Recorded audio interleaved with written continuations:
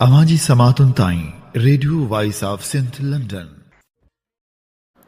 नाम्यारे शाइर मोहसिन ककड़ाई जो तारुफ़ ऐं संदसि शाइरी अवांजी समातन जी नज़र करियूं था। सैयद नियाज़ अली शाह वल्द सैयद अहमद शाह तुराब लकियारी वल्द हाफ़िज़ इब्राहिम शाह 4 जुलाई 1937 ते ककड़ में जनम वरितो। सिंध ऐं हिंद में मोहसिन ककड़ाई जे नाले सां सुञाणप ऐं मशहूरी माणियाई। पाण प्राइमरी तालीम खां पोइ अदीब सिंधी, अदीब आलिम, अदीब फाज़िल BEd ऐं MAd जा इम्तिहान पास कयाई। 40 साल तालीम खाते में हिकु उस्ताद ऐं मुंतज़म जी हैसियत सां ख़िदमतूं सरअंजाम ॾींदो रहियो। मोहसिन ककड़ाई घणो अरसो सेकेंडरी उस्ताद तौरु गवर्नमेंट हाई स्कूल ककड़ में रहियो।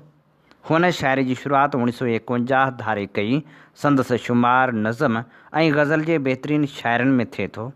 संदसि छपियल किताबनि में उमंगूं लैला जा ख़त, सूरी चयो सच, सूंहं जी सञा ऐं कंहिंजी माठ मयार शामिल आहिनि। मोहसिन ककड़ाई जा केतिराई कलाम रेडियो पाकिस्तान जे मुख़्तलिफ़ रेडियो स्टेशननि तां पिणु नशर थींदा रहिया। संदसि ग़ज़ल ऐं क़ौमी नग़मा बि तमामु घणो मशहूरु रहिया। सिंध जे हिन ख़ूबसूरत शाइर 2 अप्रैल 2005 ते लाॾाणो कयो।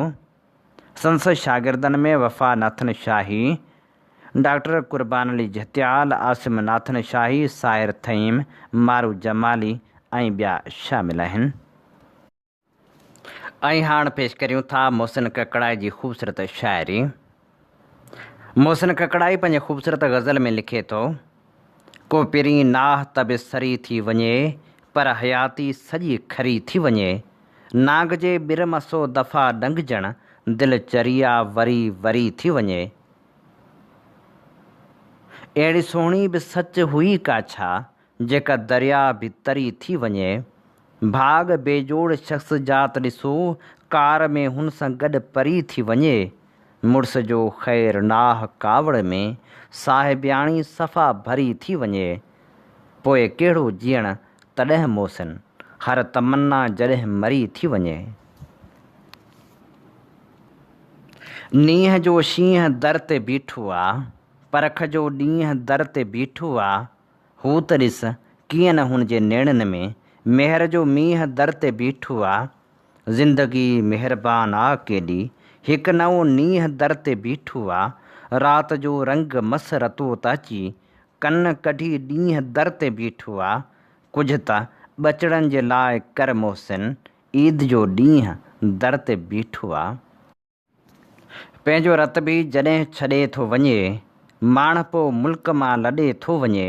मुरकंदो मुरकंदो सखी हिकिड़ो, कीअं न मिसकीन खे अॾे थो वञे। पंहिंजी पूॼा त आहे यक तरफ़ा, हर को बुत दिलि में घर अॾे थो वञे। हू त हिकिड़ो गुलाब जो गुल आहे, पंहिंजी ख़ुशबू पुठियां छॾे थो वञे। टहिक हुन जा ऐं ख़ुशियूं हुन जूं, बाह पाणी गॾे सॾे थो वञे। मस्तु मोहसिन लॻे थो अॼु शायदि, पंहिंजे मनठार जे तॾे थो वञे। गुस्ताख़ कलामी न कई अथऊं न कबी, हर सिज जी सलामी न कई अथऊं न कबी। सिंधड़ी त अमड़ा अमड़ सां को हिसाब, ॿिए कंहिंजी ग़ुलामी न कई अथऊं न कबी।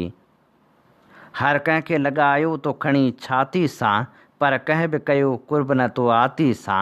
ए सिंध तो फ़र्ज़ंद निपाया अहिड़ा, जिन तोखे कुठो आह मुॾी काती सां। मौजनि में भले वक़्तु गुज़ारियो साईं, हर वक़्तु मगर ॿोड़ न हारियो साईं। तस्लीम त सभु आइबा सामे आहिनि, कुझु पंहिंजी पुठी ॾे बि निहारियो साईं। फितरत जो उसूल आहे ईअं थींदो आहे, क़ुरान बि हिन रीति सबक़ ॾींदो आहे। जा क़ौम निबल सुस्त ऐं काहिल हूंदी, उन क़ौम खे नाबूद कयो वेंदो आहे। कमज़ोर ऐं मजबूर ॾिसी मुरकी थो, मज़लूम जे ज़ख़्मनि ते नमक बुरकी थो। जंहिं वक़्तु थो मज़लूम घुरे हक़ पंहिंजो, उन वक़्तु छो सरकार भला कुरकी थो। ॻोढ़नि सां भरियल नेण वठी आयासीं, केॾा न सॼण सेण वठी आयासीं। सेणनि ॾे वियासीं त मिली सिक, लेकिन रहंदो बि वॾा वेण वठी आयासीं। अवांजी समातुन ताईं radio voice of Sindh London.